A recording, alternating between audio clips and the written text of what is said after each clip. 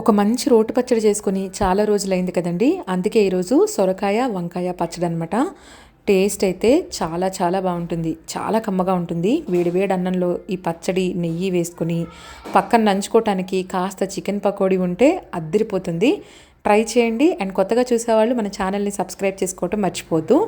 ముందుగా పచ్చిమిరపకాయలు, కారం ఎంత తినగలరో దాన్ని బట్టి తీసుకోండి. ఒక హాఫ్ ముక్క సొరకాయ, అలాగే వంకాయ ముక్కలు కూడా, వంకాయలు వచ్చేసి ఒక 4 మీడియం సైజువి తీసుకున్నాను.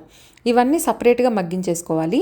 మిక్సీ జార్లో కొంచెం జీలకర్ర, అలాగే పచ్చడికి సరిపడా సాల్ట్, వెల్లుల్లి రెబ్బలు ఇవన్నీ వేసుకొని ఒక్కొక్కటిగా అన్నీ వేసుకొని చక్కగా మిక్సీ చేసుకోవాలి.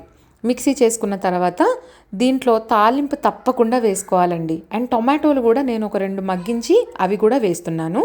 కొంచెం చింతపండు కూడా వేసుకుంటే చాలా బాగుంటుంది. సో ఇవన్నీ చెక్ చేసుకొని, ఉప్పు ఇవన్నీ చెక్ చేసుకొని లాస్ట్లో తాలింపు వేసుకుంటే పచ్చడి రెడీ.